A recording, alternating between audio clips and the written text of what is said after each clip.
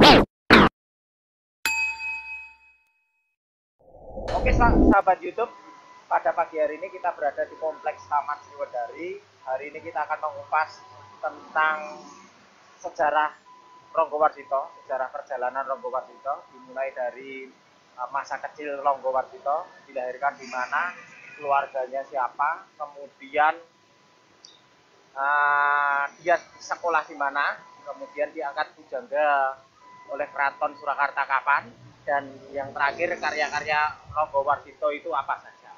Langsung saja kita bersama narasumber kita, yaitu Raden Mas Restu. Kita akan mengupas bersama Raden Mas Restu. Monggo Raden Mas, kita akan mengupas tentang perjalanan Ronggowarsito. Ya. Kita ketika mendengar kata Ronggowarsito pasti dalam benak kita itu adalah seorang pujangga besar gitu ya.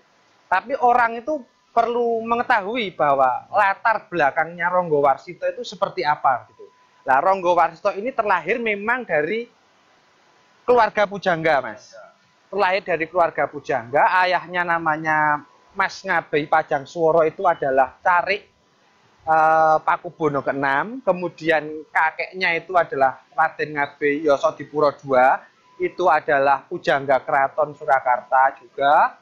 Kemudian eyang buyutnya Yosodipuro I itu juga, pujangga Kartosuro, juga pujangga Surakarta begitulah. Itu adalah memang tus pujangga, Mas. Tus pujangga dalam artian adalah darah pujangga begitulah. Ketika ditarik ke atas lagi, Ronggowarsito ini adalah terah dari Pengging, terah Pajang, terah Pengging, begitu, dari Sultan Hadiwijoyo lah. Makanya leluhurnya Ronggowarsito ini dimakamkan di Pengging. Yosodipuro I dan Yosodipuro II itu makamnya di sana, di Pengging, gitulah.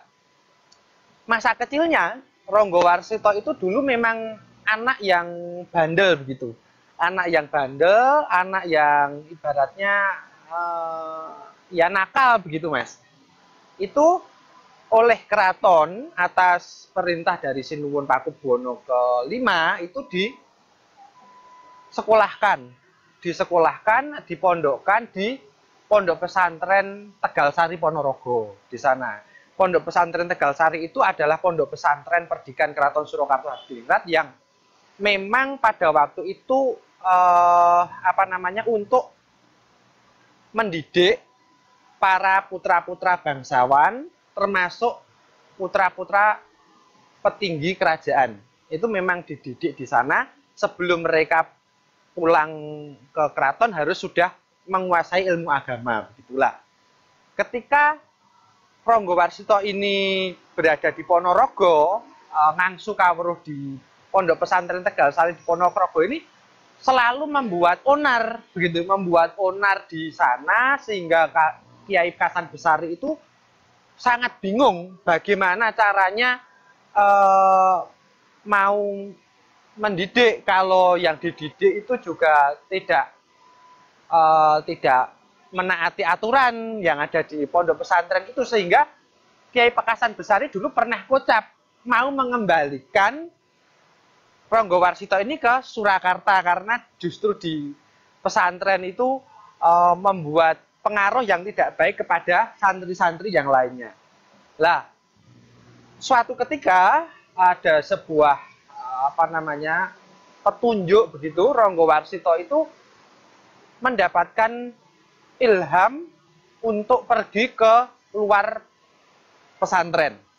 Di situ, di sebuah sungai, di pinggir sungai, Ronggowarsito kemudian mandi, dan di dalam perjalanannya keluar dari pesantren itu, beliau ditemui oleh eyang buyutnya, Raden Ngabei Yosodipuro I yang sudah almarhum, itu mendapatkan sebuah wejangan, mendapatkan sebuah pendidikan yang menyadarkan beliau untuk menjadi orang yang utama begitulah. Sekembalinya ke pesantren Tegalsari itu sudah waktu subuh. biasanya Ronggo Warsito itu tidak pernah bangun tepat waktu. Kalau tidak dibangunkan, apalagi diminta untuk azan subuh, apalagi untuk mengaji, itu susah. Lah, itu keajaiban. Ronggo Warsito itu sudah berada di masjid, sudah salat, menunaikan salat sunnah, kemudian di situ masuk waktu subuh, beliau sudah azan, setelah azan kemudian iqomat sholat, dan setelah sholat itu beliau tadarus, mengaji bersama santri-santri yang lain, dan itu adalah apa namanya, bacaan Al-Quran yang terbaik, bacaan Al-Quran yang terfasih di antara santri-santri yang memang benar-benar unggulan di pondok pesantren itu. Padahal dulunya Ronggo Warsito itu tidak bisa mengaji, tidak mau menaati aturan yang ada di pesantren. Lah, itu setelah perjalanan malam itu yang terjadi adalah itu. Lah, setelah mengalami progres yang cukup besar, kemudian Sinuwun Pakubuwono ke-5 itu mundut untuk Ronggo Warsito pulang.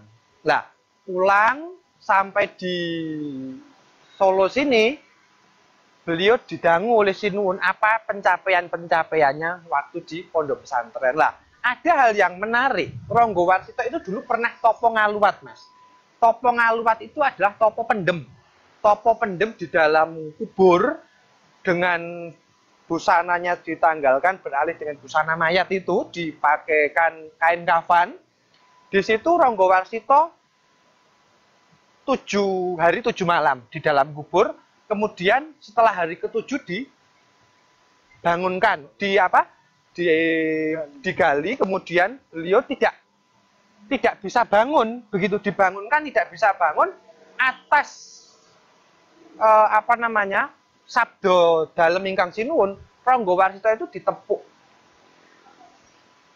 Niscaya Ronggo Warsito bisa bangun dan bisa menceritakan pengalaman spiritualnya ketika berada di dalam kubur itu. Nah, itu adalah sekelumit mengenai kisah masa kecilnya sebelum menjadi pujangga lah.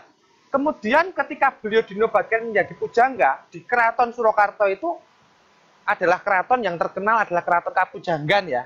Keraton Kapujanggan itu adalah keraton yang memiliki segudang karya sastra, memiliki kelebihan dalam hal spiritual, memiliki kelebihan dalam hal kesusastraan, dalam hal kesenian dan lain-lain. Lah, syarat menjadi seorang pujangga itu harus memiliki 8 kriteria.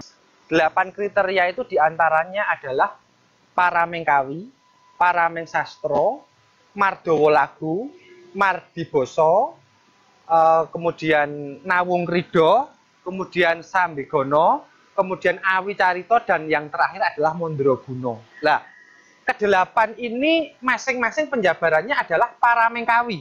Paramengkawi itu adalah seorang pujangga itu harus memiliki keahlian dalam hal ilmu kawi, Mas.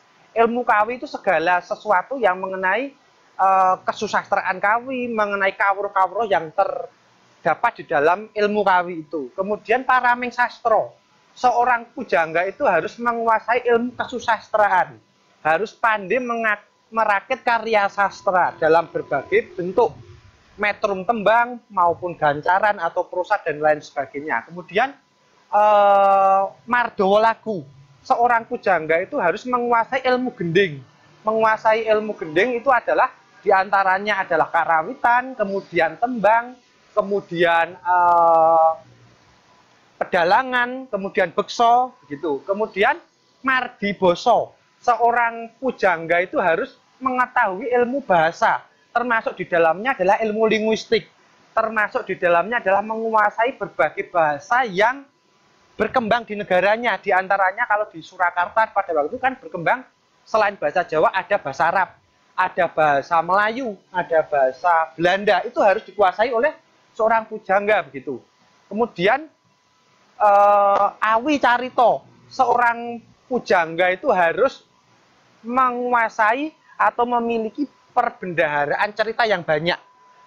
Atau awi carito itu dalam bahasa sekarang itu adalah sugih carito gitu. Kemudian harus nawung krido. Nawung krido itu bisa melakukan berbagai macam pekerjaan atau dalam bahasa sekarang ya dikatakan multi talenta begitu.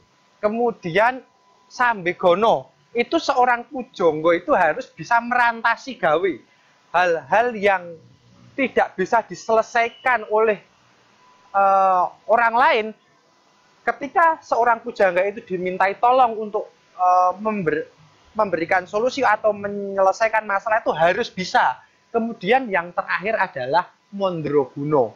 Mondroguno ini yang paling susah, yaitu seorang pujangga itu harus mengetahui ilmu gaib.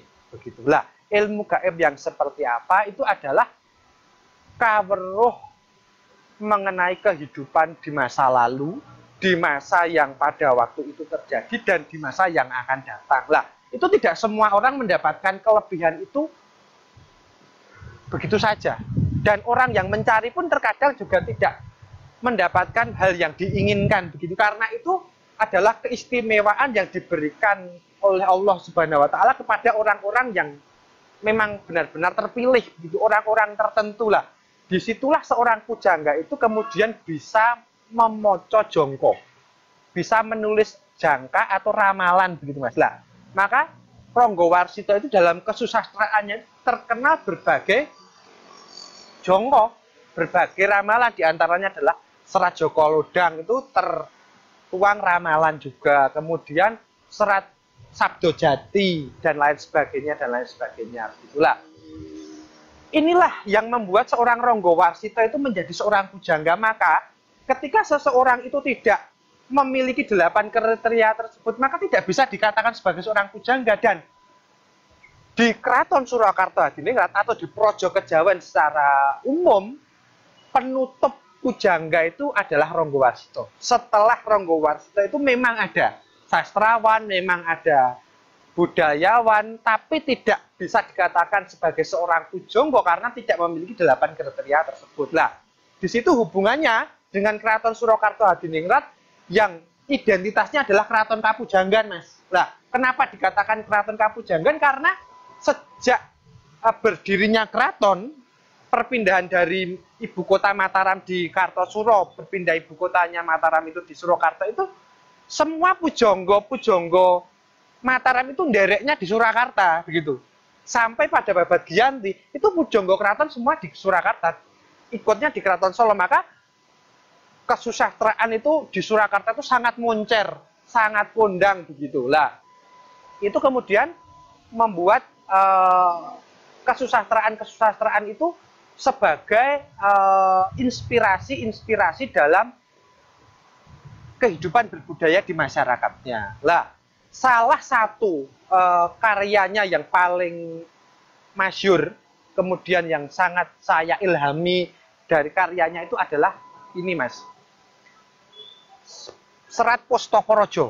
Serat Pustaka-Raja itu menceritakan purwaning dumadi, kejadian alam semesta, para dewa-dewa, kemudian dalam cerita pewayangan itu, termasuk dalamnya adalah Ramayana dan Mahabharata itu adalah Pustaka Raja Purwa ya Mas. Kemudian dilanjutkan adanya Pustaka Raja Madya. Pustaka Raja Madya itu menceritakan mengenai kisah setelah perang Bratayuda, suksesi di Praja Ngastina itu seperti apa, kemudian perkawinan mengenai Terah Kuru dengan Terah Gendara, kemudian di situ muncullah tokoh-tokoh yang kemudian ada Yudhoyono, Gendrayono, Gendrawati, Sutikna, begitu. Itu adalah Pustaka Raja Madya, dan terakhir adalah Pustaka Raja antara Pustaka Raja Kuwara, itu juga ada Pustaka Raja Wasana. Itu sampai pada zaman Kediri lah. Kehebatan Ranggawarsita itu bisa menceritakan pembabaan sejarah, Mas. Pembabaan sejarah pada zaman Purwa sampai pada Projo Kediri. Nah, itu kemudian menjadi sebuah inspirasi, salah satunya Kanjeng Gusti Pangeran Haryo Adipati Mangkunagara keempat dalam membuat wayang madya begitu. Wayang madya itu sebelumnya di Jawa tidak ada. Setelah adanya Pustaka Raja Madya ini, Kanjeng Gusti Pangeran Adipati Arya Mangkunagara keempat ini membuat wayang madya dengan inspirasi cerita Pustaka Raja Madya. Begitulah. Seperti itu, Mas. Ada lagi mungkin yang perlu ditanyakan mengenai Ranggawarsita? Untuk intrik yang dengan keraton itu seperti apa sehingga dia ada apa itu istilahnya, dia disuruh meramal, kemudian dia dituduh difitnah pernah menyukai salah satu selir raja, itu seperti apa, Mas? Oh, sebenarnya begini, Mas. Mengenai keluarga Pujangga, keluarga Pajangswara dengan keluarga Pakubuwana ke-9 itu memang tidak terjalin adanya hubungan yang harmonis begitu. Itu terjadi sejak pasca ditangkapnya Pakubuwana ke-6 diasingkan ke Ambon. Begitu, itu ada campur tangan politik Belanda dalam memecah belah keluarga Surakarta Hadiningrat.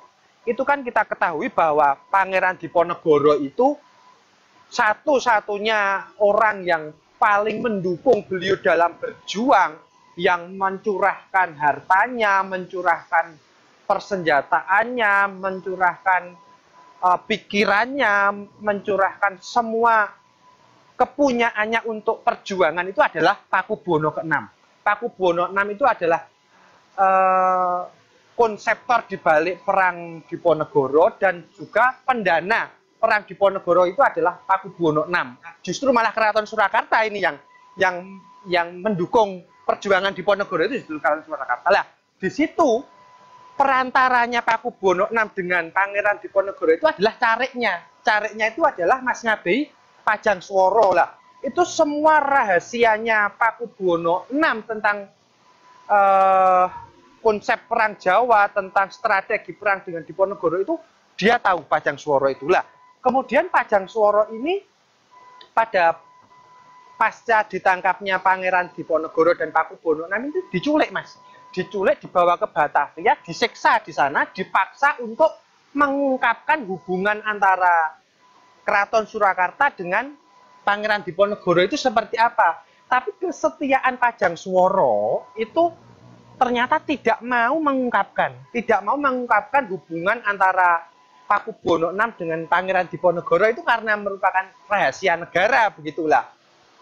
Setelah itu beliau disiksa dan dibunuh oleh VOC. Lah, setelah beliau dibunuh, muncullah warta di Surakarta bahwa Pajangswara ini telah membeberkan bahwa di balik perjuangan ini adalah skenario besar Pakubuwana ke-6 begitu. Wah, itulah yang menjadikan keluarga Pakubuwana ke-6, putra-putri Sinuwun Pakubuwana ke-6 termasuk Gusti Kanjeng Ratu Pakubuwana ke-6, Gusti Kanjeng Ratu Ageng itu dengan keluarga Pajangswara renggang hubungannya. Lah, munculnya kerenggangan-kerenggangan itu dan kebencian, Mas. Kebencian bahwa itu adalah penyebab ayah saya itu adalah Pajangswara. Begitulah, setelah terjadi itu, Ranggawarsita itu di zaman Pakubuwana ke-9 itu juga ditambah lagi adanya sebuah permintaan Sinuwun untuk meramalkan putranya. Putra dalem ingkang Sinuwun Pakubuwana ke-9 itu yang lahir dari Gusti Kanjeng Ratu Pakubuwana itu dulu ditanya, kalau memang Ranggawarsita kamu sebagai seorang pujangga itu adalah sakti, coba nanti kamu ramalkan, kamu tebak bayi yang akan lahir dari dalam rahim istriku ini apakah laki-laki atau perempuan. Lah, jawaban daripada Ranggawarsita itu adalah Hayu. Hayu itu sebenarnya adalah Rahayu. Rahayu itu adalah wilujeng, artinya adalah selamat. Nanti akan menjadi seorang tokoh yang besar, adalah menjadi seorang pemimpin yang unggul, pemimpin yang hebat. Lah, penanggapnya Sinuwun Pakubuwana ke-9 ini, Hayu itu adalah perempuan, Hayu itu adalah cantik, Hayu itu adalah ya cantik itu, begitulah. Itu yang menjadi kenyataan putra itu lahir adalah laki-laki. Lah, apa yang menjadi ngendika dalem ingkang Sinun Pakubono ke-9 dan aturnya Rangga Warsita ini kan jelas berbeda konsep. Konsep Hayu yang tadi adalah konsep Rahayu Widodo Wilujeng, yang satunya adalah kepada jenis kelamin perempuan. Lah itu menjadi sesuatu yang apa namanya tidak sinkron begitulah. Namun ketika Rangga Warsita berbicara Hayu itu ada dasar yang kuat. Dasar yang kuat adalah apa? Yang menunjukkan bahwa jenis kelamin daripada putra ingkang Sinun Kanjeng Pakubono 9 itu adalah laki-laki. Hayu itu menunjuk kepada Rahayu Wilujeng Widodo yang kelak akan menjadi pemimpin besar di negara Surakarta. Itu tanda kutipnya adalah seorang laki-laki, wong di situ keraja itu harus laki-laki kok. Itu yang tidak diwaos oleh Sinun Pakubono ke-9 gitulah. Kemudian serat atau karya sastra terakhir beliau sebelum beliau meninggal adalah serat Sabdo Jati begitu Mas. Di situ beliau mengetahui kapan Rangga Warsita itu akan meninggal gitu.